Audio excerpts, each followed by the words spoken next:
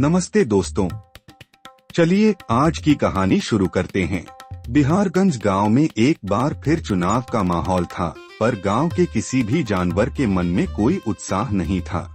इसकी दो वजह थीं। पहली, गांव में फैली गहरी गरीबी, और दूसरी, निरक्षरता की वजह से जानवर जात पात जैसी कुरीतियों से ऊपर नहीं उठ पाए थे।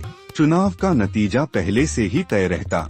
जिस जाति के जितने अधिक जानवर, उसी जाति का मुखिया बनना तय था, चाहे वह कितना भी दुष्ट या बेईमान क्यों न हो। गांव में भेड़िया जाति सबसे अधिक थी और सियार जाति उससे थोड़ी कम। इसीलिए पिछले 15 सालों से यही चल रहा था। कभी बच्चू भेड़िया मुखिया बनता और मंगलू सियार उसका सहायक, तो कभी इसका उल्टा। ये दोनों आपस में मिलकर पूरे गांव को लूट रहे थे। न तो अब तक गांव में पक्की सड़क बनी थी और न ही गरीबों के पक्के मकान। शौचालय का तो सवाल ही बेमानी था। शासन की ओर से जो भी राशि इन कामों के लिए आती, ये दोनों उसका 70% हिस्सा आपस में बांट लेते। बचे हुए 30% से कमजोर मकान बनवाते या ऐसी सड़क जो साल भर भी नहीं टिकती। अगले साल तक सब कुछ बदहाल हो चुका होता। पर इस बार हवा का रुख कुछ और ही था। इसकी वजह थे झबरू खरगोश के बेटे चैतन्य। झबरू एक मजदूर था, लेकिन उसका बेटा चैतन्य शहर से डॉक्टरी की पढ़ाई करके पिछले साल गांव लौटा था। वह अब घर पर ही गांव वालों का इलाज करता। चाहता तो वह शहर के किसी बड़े अस्पताल में पैसे कमा सकता था, लेकिन गांव की गरीबी और झाड़ फूंक जैसे अंधविश्वासों को देखकर उसने यहीं रुकने का फैसला किया था। चैतन्य कभी किसी से इलाज के पैसे नहीं मांगता। जिसकी जितनी इच्छा वह दे देता। इसके अलावा वह गरीब बच्चों को मुफ्त में पढ़ाता भी था और उन्हें शिक्षा का महत्व समझाता। इधर बच्चू भेड़िया की हवेली में एक और साजिश रची जा रही थी। मंगलू सियार और बच्चू भेड़िया पैसे गिनते हुए आपस में बातें कर रहे थे। मंगलू बोला, वैसे तो हम ही चुनाव जीतने वाले हैं, इस बार किस मद का पैसा निकलवाएं?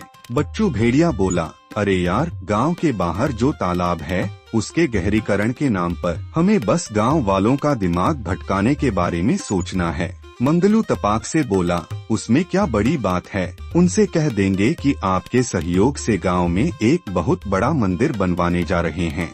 वे पैसे भी देंगे और असली मुद्दों से भी भटक जाएंगे। इतना कहकर वो दोनों जोर जोर से हंसने लगे। लेकिन गांव की गलियों में एक अलग ही बात चल रही थी। सज्जन हिरण, जो पेशे से एक चरवाहा था, इमली गिलहरी से कह रहा था, चाची, डॉक्टर साहब इलाज और पढ़ाते समय किसी की जात नहीं देखते, तो फिर हम चुनाव में वोट देते समय जात पात क्यों देखते हैं? हमें भी जाति से ऊपर उठकर किसी लायक और ईमानदार इंसान को वोट देना चाहिए। इमली चाची ने कहा, बात तो ठीक है, पर ये बात भेड़िया और सियार जात के लोगों को समझानी होगी। उनकी संख्या तो सबसे ज्यादा है। सज्जन हिरण मुस्कुराया, इसका एक उपाय है। हम उनसे कहेंगे कि इस बार मुखिया के लिए डॉक्टर चैतन्य भी उम्मीदवार हैं। वे लोग भी उन्हें बहुत मानने लगे हैं। शायद उनके नाम पर वोट दे दें। बस डॉक्टर साहब को राजी करना है। उसी शाम सज्जन हिरण और इमली गिलहरी चैतन्य को मनाने उनके घर पहुँचे। काफी अनुनय विनय के बाद